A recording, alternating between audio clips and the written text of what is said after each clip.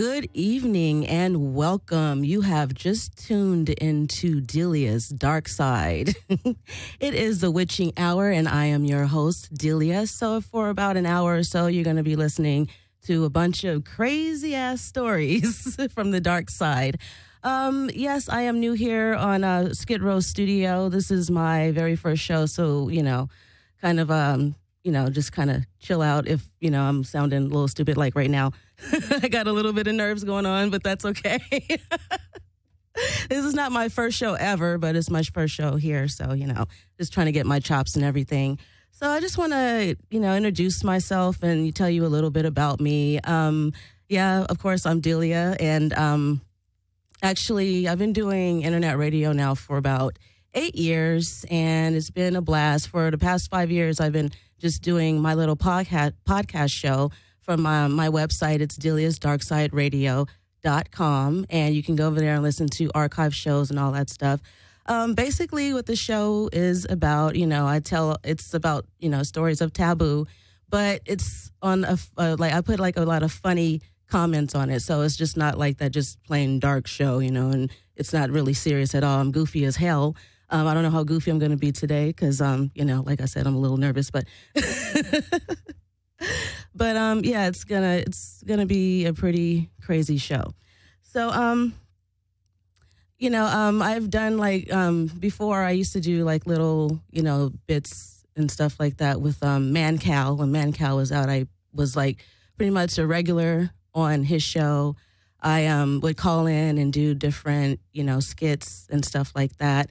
I did everything from like a girl who was abused by her father, but it was funny stuff, and it was really funny because when the callers call in, they took it really seriously, but it was just it was all jokes and everything. And I played like a nurse, like a really psychotic nurse. I played a woman who had a miscarriage and just crazy shit like that. So that got me interested in wanting to do internet radio.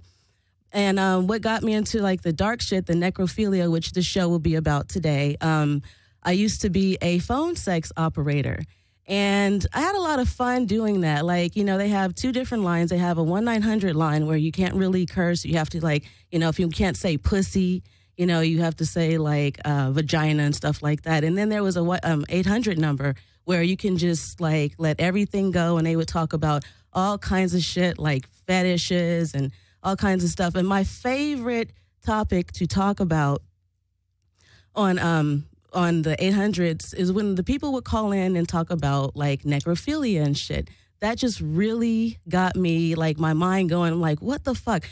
Who is fucking crazy enough to want to fuck something cold? I don't get it. And it was just like, it just boggled my mind. So I, looked into it or whatever. And actually, my father used to be a mortician, and he told me a story about, this guy who worked in the morgue, and he would fuck dead people. So, it just like, it was really interesting. I'm serious. Like, these people like to fuck dead people. And then I would do research and stuff like that. And I went on the internet and found like all these crazy ass stories. But the real craziness was like, I can kind of understand the men. I don't understand why, because it's like the pussy doesn't get wet when you're dead. It's all cold and shit. But I guess like motherfuckers like, fucking a cold one. I don't know. They're in the mood for a cold one, not a beer, some cold ass pussy. So, yeah, and so like I remember I ran across a story about a woman. Now, this is a crazy thing. Why would a woman want to fuck something dead? Because the man can't get it up. Well, I figured out how they did it. They put like stents or something, some kind of like stick or something inside the penis to make it stand up. And and they would fuck these things, fuck the dead person. So, it just like, I just loved, hearing these stories and, being that phone sex operator, like, oh, yeah, baby, that sounds hot, and hearing about these, crazy motherfuckers like anal fucking dead pussy. it's amazing. I love it. It's funny as fuck, you know. I've been to a lot of funerals, and in my day when I was a kid, my father used to take me to the mortuary, and you know, I used to see all these dead bodies and stuff laying around. I remember, I'll tell you a story about one time. I was about 3 or 4, and my dad took me to the mortuary because you know he had to watch me or whatever. And I remember it was at the upstairs. Oh, actually, the mortuary was downstairs, but her house was upstairs. So they had to put me to bed or whatever. I had to take a nap or whatever. So I remember this woman's house, and I was already kind of spooked out with all these dead ass people laying around and shit. So they put me in this upstairs in her room, and it was dark. And I remember just seeing like all these weird paintings, like, you know, those what do you call them? Velvet paintings.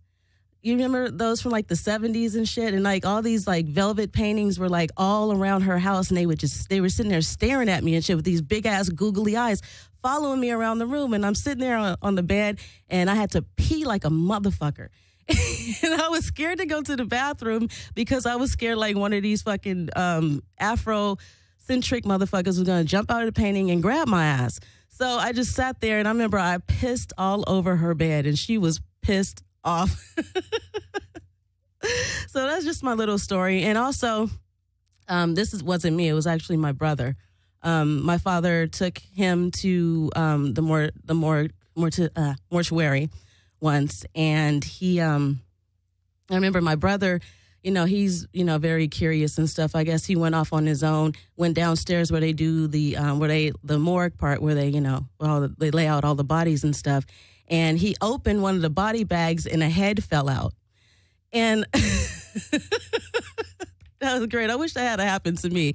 But I remember he told me that the head fell out, and it was like rolling side to side and shit, and he was like screaming and hollering. That was like the best. So yeah, so getting back to the necrophilia stuff. So yeah, I used to like, you know, I was a very curious kid, and always going spying and shit, and always getting myself into shit, especially when, you know, my parents and my brother and everybody was gone when I was by myself. So I remember one time like sneaking in my brother's room, and I found some books, some porno books, and I was like, okay, yeah, you know, like let me look at this, you know, this Playboy magazine or whatever it was. It wasn't a Playboy magazine, but I opened it, and it was a necrophilia porn, like one of those fetish books. And I'm like, what the fuck is my brother fucking, what is he saying? Is he into this shit or what? So I remember just like turning the pages, and these men would like have these women's legs open, and you can see like their eyes are like all sunken and shit. Their legs are open, and they're just like fucking the shit out of this corpse. So, I mean, I don't know. That kind of made me, I guess that's why I'm so fucking demented today. And that's why I'm interested in shit like this. So let me just tell you a little bit how Julia's dark side got discovered. Well, I was working at another radio station about 8 years ago, something like that. And I used to just do like just basic, you know, disc jockey stuff, just play music on the air, anything from like the 80s or whatever. I really love the 80s because I grew up in the 80s, right? Is that right? If you were born in 1973, oh shit, I just gave away my age. I'm 40, bitch. No. But if you're like born in 1973 or whatever, you grew up in the 80s or something like that, right? Is that right? Yeah. Okay. So yeah, I grew up in the 80s. And, you know, so I love 80s music. So, yeah, I used to play a lot of 80s music and stuff. And it was just, I kind of got bored because I really didn't talk very much. And so I just played music and talk in between or whatever. So I got together with some of my fellow radio hosts. And, you know, I used to, like, talk to them and tell them about, like, you know, they would always ask me, like, you know, about the goth clubs because I really frequent goth clubs a lot. I really love Bar Sinister is one of my favorite places that I go. And I'm into that gothic shit. So they would ask me about that. So I remember one of my friends one night, he was saying, you know what? You should do a show like about that, like about all the goth stuff that you're in. And, you know, I read tarot cards and all that stuff. I'm into witchcraft. I am a witch. I do not believe in God. So fuck you if you're going to judge me. No, but, you know, I dabble in all that stuff. So he was saying, yeah, for Halloween, because Halloween is my favorite holiday. He was saying, for Halloween, maybe we should do a Halloween show. And I'm like, you know what, that's cool. So I put together this show with a couple of my other co-host friends and called it Delia's Tales from the Dark Side. And we talked about a whole bunch of like scary ghost stories and stuff like that.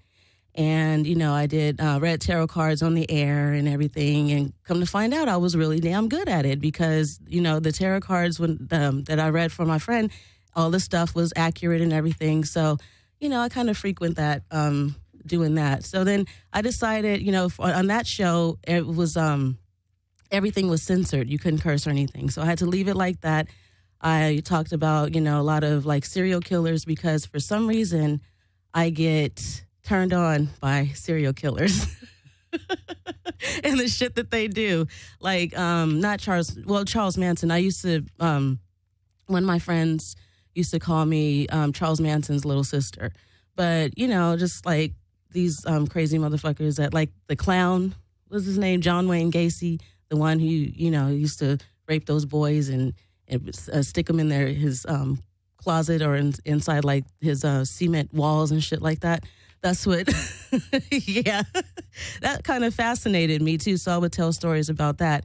And then I got a little more twisted and I decided, hey, I want to start talking about fucking dead people and all these other weird ass fetishes that people have. So, so that's how Delia's Dark Side got, started and everything. And, I'm going to take a little break right here. And when I come back, we are going to get into some stories of necrophilia.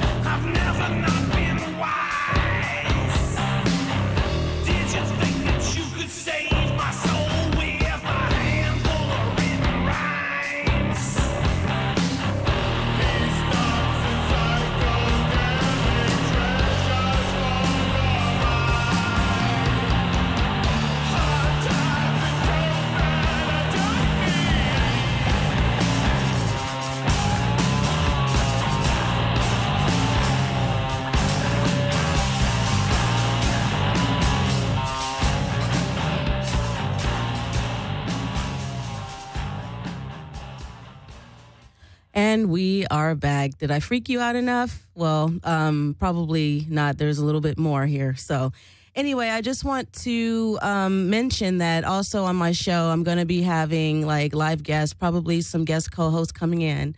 I used to have Sinister Posse members. That's why I'm a little nervous because I'm used to like having my Sinister Posse members when I used to be live on air before. This is my first talk show by myself, live on the air, without my podcast or anything like that. So bear with me here, but everything's going by pretty good. So also, I want to mention that you can watch me on Skidrow at skidrowstudios.com, skidrowstudios.com. And you can also call me if you're listening right now. The number is 1-800-893-9562. Give me a call. If you have any freaky, dirty, taboo type stories, this would be the show to call. I really want to hear them. Or you can drop me a line. You can email me at elementsd666@aol.com. If that doesn't show you that I'm, friends with the devil, then I don't know what will. Anyway, so we're going to get into some stories of necrophilia right here. I have it here on my iPad. And these stories are pretty fucking creepy. One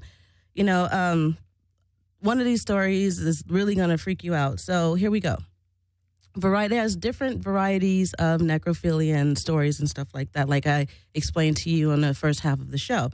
And this one is necrophilia is an erotic attraction, we all know, to corpses, with the most common motive cited by psychologists as the attempt to gain possession of an unresisting, non-rejecting partner. So that's the thing with these psycho-ass motherfuckers. Most of them have to be ugly as fuck, probably with boils and shit on their face or something.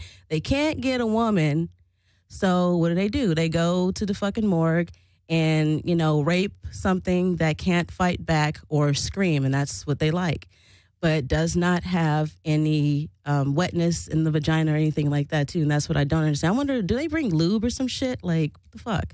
Anyway.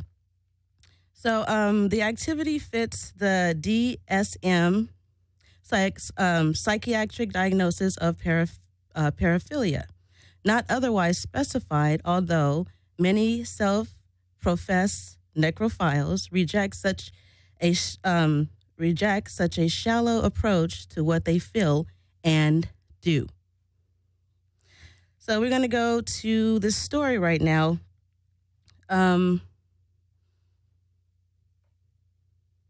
Here we go. Sorry. You got dead air right there. In fact, in another paper, Paul D. River documents the case of an Italian gravedigger. A gravedigger. Now, these motherfuckers have already been embalmed, laid to rest, and they're chilling. They're just chilling. All right? These people are dead. They're resting in peace. A gravedigger who began to masturbate as he worked whenever he had to bury a beautiful young woman. What the fuck? That's fucked up, I hope when I die, I'm ugly and fucked up and old and nobody want to fuck my ass, because if I die young and some motherfucker tries to fuck me while I'm in my casket, I'm going to come back and annihilate that motherfucker. I swear to God. So... To help him achieve climax, he would touch the corpse. In time, he began having sex with the dead, when no one actually was around. Obviously, like, come on, you're gonna be fucking a dead person while somebody's watching your crazy ass? That's disgusting.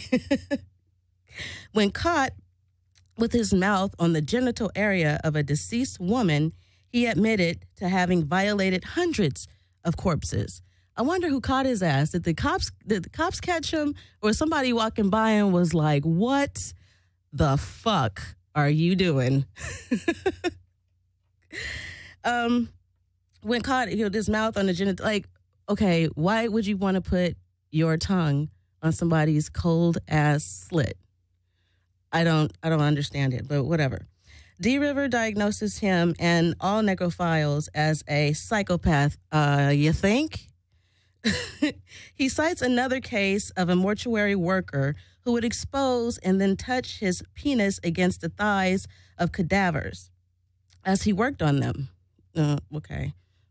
I guess another one, like cold ass legs. And I don't, man. When he was soon having sex with 4 or 5 corpses every week. So he was getting his shit in.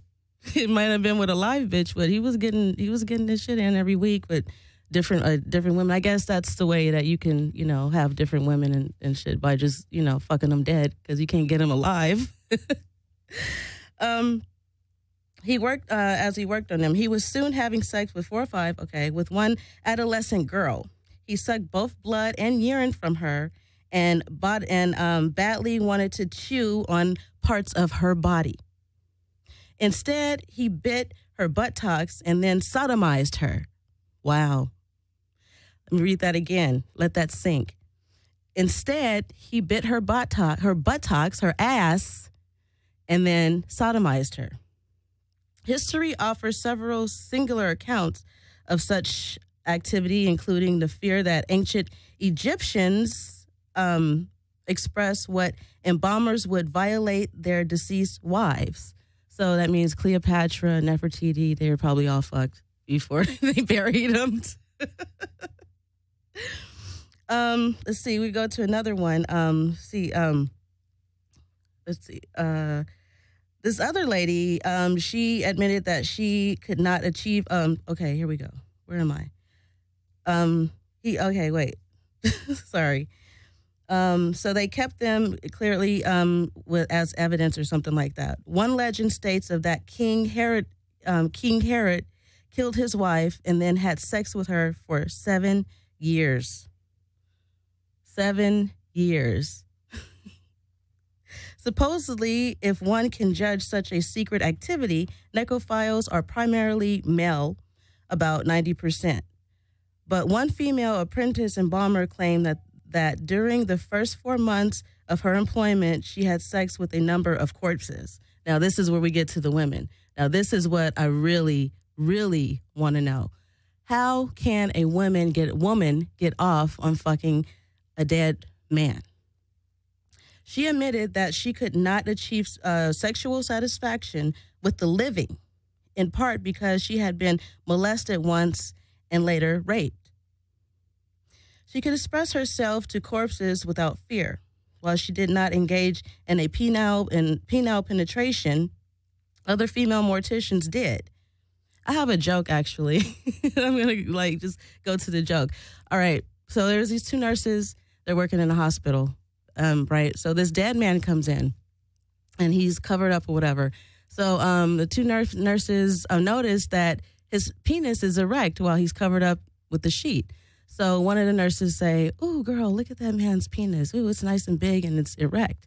She's like, "Girl, you should get on and get that. Get on top of that and fuck that." So the other nurse was like, "Well, no, I don't want to because, I'm on my period." It's like, "Girl, it won't matter. He's dead. He's not going to say anything." She's like, "I don't know." So their nurse leaves the room, and she's stuck in there with this corpse. And so she's like staring at the corpse, staring at his dick while it's, hard, whatever. And she's like, "Well, I am kind of horny, and he is dead, so he won't mind."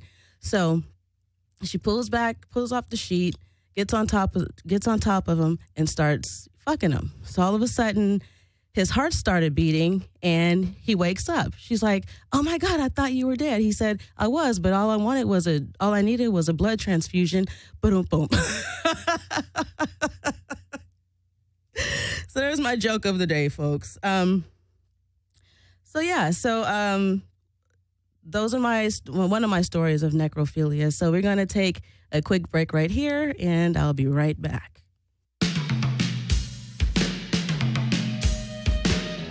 Sometimes I try to do things, and it just doesn't work out the way I want it to, and I get real frustrated. And I try hard to do it, and I take my time, but it just doesn't work out the way I want it to. It's like I concentrate on real hard, but it just doesn't work out. And everything I do and everything I try, it never turns out. It's like I need time to figure these things out. There's always someone there going, "Hey Mike, we've been noticing you've been having a lot of problems lately, You need to maybe get away, and maybe you should talk about it, you'll feel a lot better." And I go, "No, it's okay, I'll figure it out. Just leave me alone, I'll figure it out, I'm just working on myself." And they go, "Well, if you want to talk about it, I'll be here,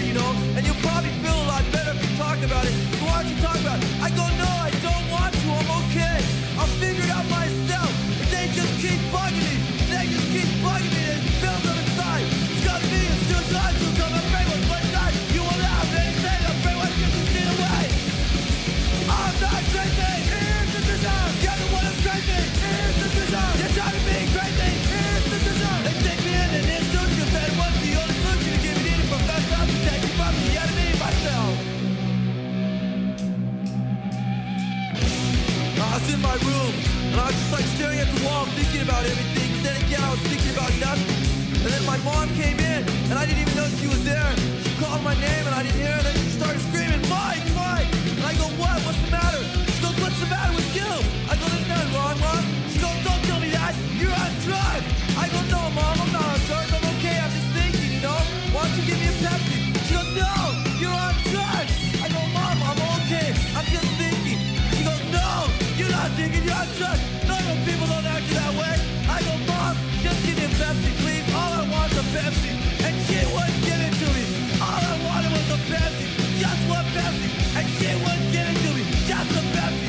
Give my shirt with my sleeves. Not everybody back to see us please. Don't be up me. Just blame me. It's the word now. Crazy. Oh, I'm not crazy. Here's the design. You're the one that's crazy. Here's the design. You're trying to be crazy. Here's the design. They stick me in an institution. That was the only solution to give me the professor to take me from the enemy myself. I was sitting in my room. My mom and my dad came in. They pulled up a chair and they sat down.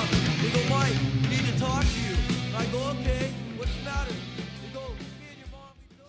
And we are back here on Delia's Dark Side on skidrowstudios.com. Let's see. What was I going to say? I don't know. I just had a brain fart. I do that from time to time. Okay, so we were just talking about, I was reading a story about, you know, the grave digger who basically would violate his the dead corpses and all that stuff. And then we told the joke and everything. So hopefully everybody you guys are all chilling out there. I have another story here, and this involves some 3 18-year-olds. And it's called Necrophilia Obsessed. It's called Necrophilia Obsessed, Girl Among Double Murder Accused in Three-Way Sex Case. What the fuck? Three-way sex? 18-year-olds. 18-year-olds going out fucking dead people.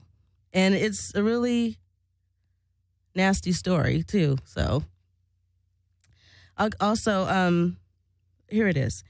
An 18-year-old woman who was apparently obsessed with necrophilia has been accused of having three-way sex on top of corpses. Wow. On top of corpses. Of two men she and her sexual partners allegedly murdered. So they would kill these motherfuckers and then fuck on top of them. Can't you just get a mattress, bitch? Anyway, police investigated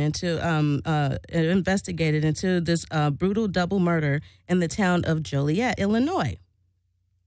Is said to have found that the bodies of 22-year-old Eric Glover and Terrence Ratkins were placed in a pile after being strangled, so that Elisa Massaro could lie on them and have sex.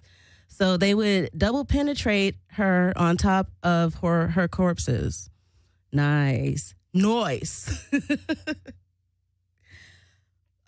of the men in the group accused murderers, 24-year-old Joshua Minor, apparently said he was a long-term boyfriend of Massaro, adding that 4 years back she wanted to have sex with a dead guy. He is reported to have said that he had hoped to help Massaro with her fantasy by offering to have sex with her on top of the bodies of the dead people. So, I mean, what you won't do for love, right? When my husband kills somebody and let me have sex on top of him, you love me, don't you? He loves me, but I guess he don't love me that much. Anyway. So, those are my stories of necrophilia for you. And next, I'm going to be talking about. I'm going to be giving you my sex tips from hell. So, what these are, basically, I subscribe to a woman's fitness magazine, and I only scope out the articles that have something to do with, like, like weird sex stuff. So I was thumbing. Well, actually, no, they send it to me emails. So I was going through, and I read this one article about how having sex on your period can cure your PMS. And I've always been trying to get my husband to fuck me while I'm on my period because I'm at my horniest. Seriously, and he won't have nothing to do with that because, it should be looking like a goddamn crime scene. But, if he doesn't want me to be a raging bitch like I am, like worse than, I am when I'm not on PMS or whatever. But when I'm PMSing, I'm a fucking bitch. So this is for him to listen to, too. So now he'll, want to have sex with me when I'm on my period, and maybe I won't be such a raging bitch when, he comes home, when I'm PMSing or whatever. So I'm going to take a little break right here because I need to get to my story, and I don't want to have any dead air. And when I come back, we're going to talk about that.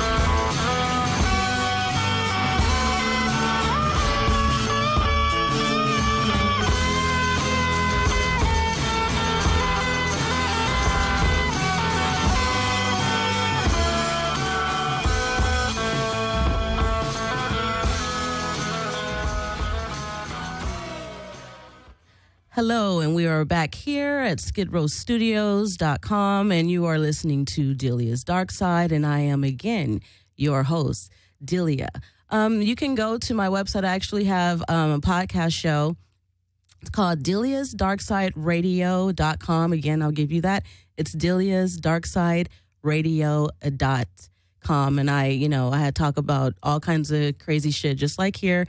I actually have a story up right now about a father who gets possessed by the devil and fucks the shit out of his daughter, basically.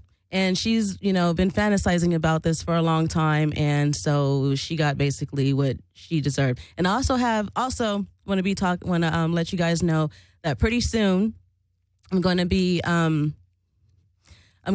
having like some guests come in. One of my guests that I'm going to have come in pretty soon they're called Dead Man's Party. and they're a Oingo Boingo tribute band. Actually, we were just there last night at the Gas Lamp in Long Beach, and we had a hell of a time.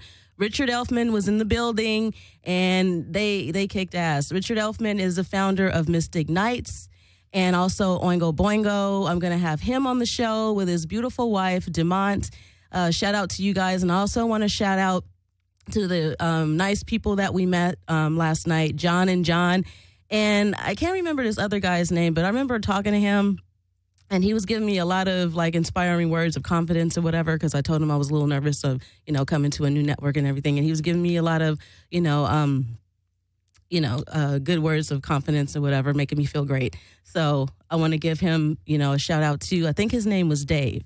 But yeah, so I hope that they're listening too. Again, you can call in at 1-800-893-9562. Now, I do want to give a shout out to somebody who, like this guy who really stuck in my mind last night. I'll call him the Stinky Man.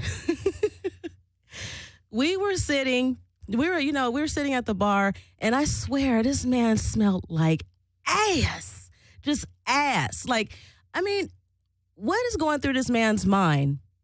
What are you thinking? Like, I'm going out tonight. I'm going to see a band, but I'm not going to wash my ass.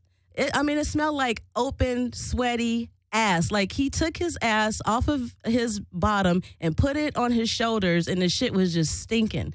He was so stinky that I couldn't even stand next to him. Like, I wanted to fucking throw up. So shout out to the Stinky Man from Delia's Dark Side. Go take a shower, go wash your ass, put some soap in your ass. Anyway, so I know that I said I was gonna talk about the PMS, but I'm gonna save that for a couple minutes, and I want to go into, actually, I found something that I want to talk about. There's 10 weird fetishes. It's called 10 weird fetishes and paraphilia. So we all know what fetishes are, basically. Fetishes and paraphilias are taboo in society. Many people have them, but they see them as embarrassing. Yeah, well, like necrophilia and stuff like that. This is why I have this show, because and that's why I like to do my phone sex operating thing, because I like talking about discussions that people don't normally have in everyday life. And so the people, just weird, dark shit that's going through people's mind. That's why I call the show Delia's Dark Side. And it's like weird, crazy shit that's going on in my mind too. So embarrassing and as things they need to hide. Some of them are seemingly harmless. Some are just gross, like we were talking about necrophilia. And others could even get you in trouble with the law. Here are 10 of the weirdest. This is for mycophilia. This one tripped me out, actually. For mycophilia, this is deriving sexual pleasure from insects crawling on your body. Insects crawling on your body like spiders, roaches, all this shit. Can you imagine being butt-ass naked and releasing a whole bunch of spiders and insects and shit on your body and getting aroused by that? Specifically on the genitals. It is more common in developing countries, perhaps because homes are infested with insects. Their homes are infested with insects, so they're like, all right, instead of getting an exterminator, let me just let these motherfuckers crawl over my fucking dick or my pussy and just have sex with these motherfuckers. Like, I guess that's the way to fucking get along with your infestation problems. God damn, that's nasty. It actually brings me back to watching this cartoon. It's called China, Illinois, and it comes on Adult Swim. And I remember one episode that really freaked me the hell out. It was this girl. She had bed bugs. And the bed bug crawled up in her bed, and it was like a huge fucking bed bug, and he had like these little teeth and shit. His mouth was like, nyeh, nyeh, nyeh, like a succubus kind of thing going on. And he was crawling all over her body, and she got obsessed, and she was like basically fucking this bed bug. And then the bed bug started, she was taking them out, taking them to bars and stuff. And other women started falling in love with this bed bug, and he was just like fucking all these women and chewing on them and biting them and like putting like all kinds of bumps on them and shit, and they were just letting them. And she got really she got really obsessed with the bed bug to the point that she caught him cheating on her. So this was a funny shit. She decided instead of like shooting him, she fumigated his ass. She had the truck, she put the tent over the house, and she let that poison go, and she fumigated the bed bug. That was some funny shit. Anyway, so basically these individuals like having their genitals exposed by insects, especially if they are especially if they have outdoor bathrooms. Many developing countries do. And if this happens at a young age when they are sexually developing, they may derive pleasure from it. Ew. Okay, now this one is plushophilia. Let's find out what plushophilia is. Perhaps liking one of your stuffed animals, perhaps liking one of your stuffed animals a little too much. Oh, okay. So we know where we're going with this. As a child can lead to this fetish, it is being sexually attracted to stuffed animals or people dressed in animal costumes. Now, I told you I'm going to be revealing all kinds of shit in my crazy ass mind, so let me go there. All right, I didn't fuck my stuffed animals, but when I was a little girl, I had one. Yes, I'm going there. I had one of those life-size, dolls, and I used to hump my doll. Like, I'm talking about like clothes off, panties off, and I used to ride this doll. It felt good. Of course, she was like anatomically, anatomically incorrect. She didn't have anything down there, but I like rubbing my little 7-year-old vagina on this doll. And one time I got caught. I used to sleep with her, put her in my bed and sleep with her. And one time I was like fucking her when she was in my bed, and my father came in to to tuck me in.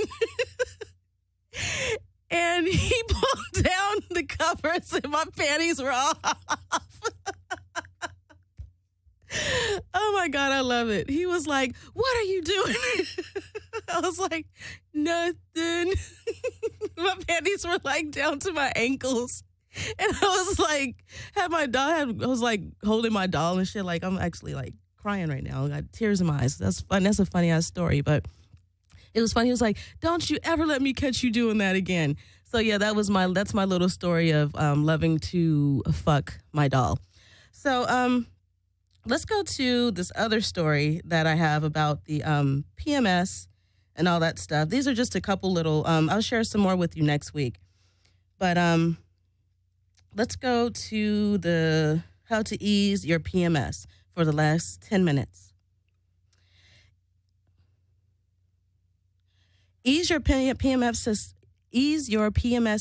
symptoms with sex. You get that, Hammy? Ease your PMS symptoms with sex. There are a number of reasons why sex during your period or at the height of PMS may seem undesirable and even unsafe, but period sex is quite safe and could even help you feel better. This is for all women now.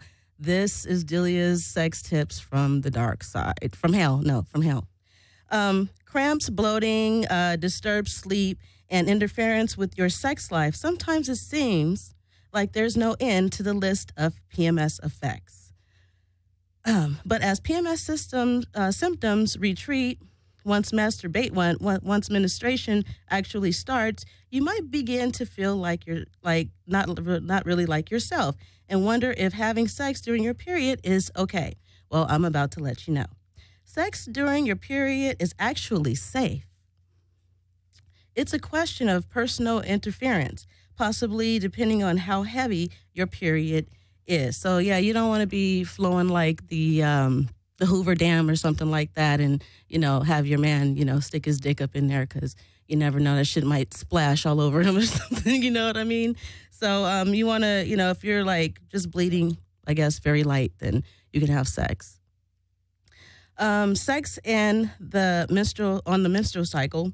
Researchers know that women's interest in sex usually assessed by their willingness to initiate sex. Peaks in the day before and after ovulation. Ovulations takes place, 14 days after you start your period. So by the time PMS symptoms begin, usually a week to a few days before your next period begins, you may not be thinking about sex as much as you were the week earlier. I think about sex more when I'm on my period, actually, than I do any other time, because it's like, I guess it's just that mental thing where, you know, it's like, you know, you can't get it, so you think about it all the time. But yeah, now I can have sex. So don't be rejecting me, honey. When I ask for sex on my period, you better just give it up. For the persistence of species, our sex drive is highest for women during their fertile period. Thank you.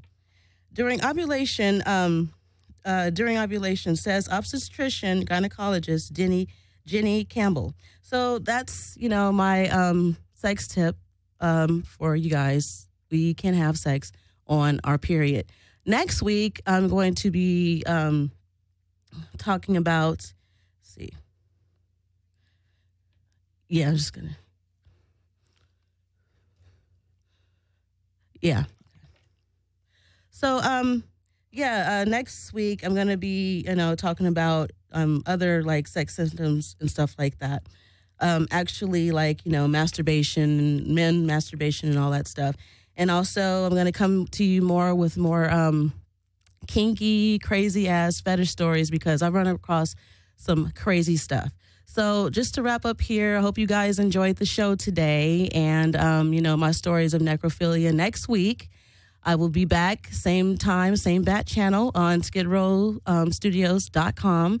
And you can also find me, like I said again, I'm going to give you my website. It's Delia'sDarkSideRadio.com. If you want to hear some of my archive shows and all my crazy stories, you can go to that website, or you can drop me a line at elementsd666 at AOL.com. Share with me some of your, you know, crazy sex stories, you know, especially, I mean, this show is for the psychotic, so I'm not going to judge you. I would love for you to call in, share some of your crazy sex stories, whether it be, you know, incest or, you know, any kind of taboo you want to talk about. You like fucking bugs and shit like that, or you like fucking dolls like I used to do when I was a kid.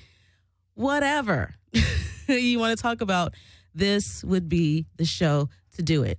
So wrapping up here at skidrowstudios.com, I am Delia, and this is Delia's Dark Side. Again, join me next week from 4 to 5, and I'm out of here.